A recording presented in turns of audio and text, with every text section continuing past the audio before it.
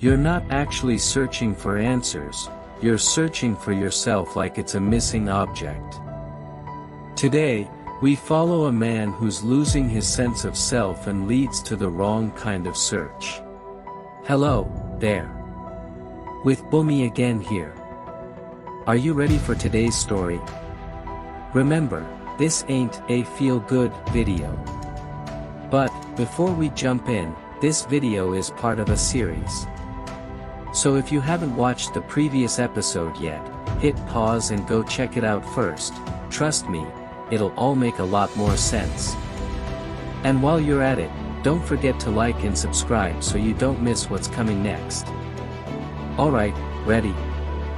Let's dive into today's story. Bumi Jaiwa presents a story of a journey back to oneself. Chapter: The Urge to Look for an Answer. When uncertainty crept in, his mind didn't stay still. It stirred, quietly at first, then urgently, pressing him to search for something certain, something solid. The human brain, after all, is a creature of habit, drawn to structure, terrified of the unknown. And his was no different. The more uneasy he felt, the louder that inner call became. His thoughts began to race, not out of panic, but from the sheer effort of trying to make sense of the unfamiliar. Uncertainty demanded more from him, more energy, more focus, more of his being. And so, without even realizing it, his body obeyed. His mind released the signals, the chemicals, the restless pull that urged him to move, to question, to find something, anything, that felt like an answer. But the more discomfort took hold, the more intense that search became. The search never stops, but where does it lead? Chapter 2, The Common, Misguided, Search for Answers. The human brain likes what it knows. It survives by predicting, by trusting the familiar. And so, he searched for answers in places already mapped, already understood. Familiarity made him feel right. When someone echoed his thoughts, it felt like truth. Like safety. Like home. Agreement meant no conflict. No tension. Just confirmation that he was thinking clearly. So, he did what everyone else does when something inside feels off. A new hobby. A different job. Another accomplishment. A change in personality, a new city, a breakup masked as a breakthrough. Hoping that maybe this time, the self would change too. Social media cheered him on, offering hearts for highlights.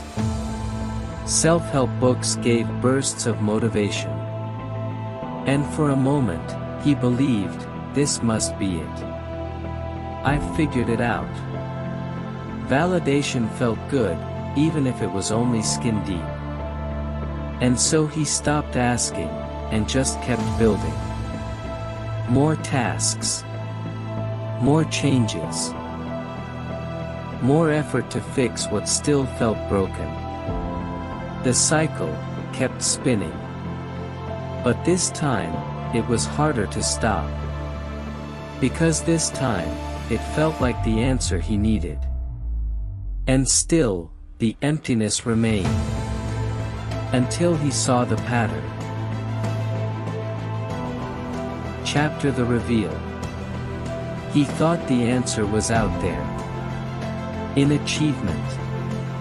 In change. In becoming someone new. But the further he searched, the more he realized, he wasn't looking for something to gain, or something new. He was trying to remember something he had forgotten. Not in fixing. Not in striving. But in returning to what's always been within. And that's the story for today. In the next episode, the moment he stopped running and building, and what he found in the silence. Like, subscribe, notify. Maybe even tattoo the channel name on your forehead like your sanity depends on it. You know, normal stuff. So, you don't miss the next episode of this beautiful chaos.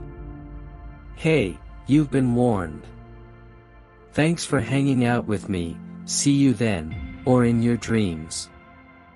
Probably both.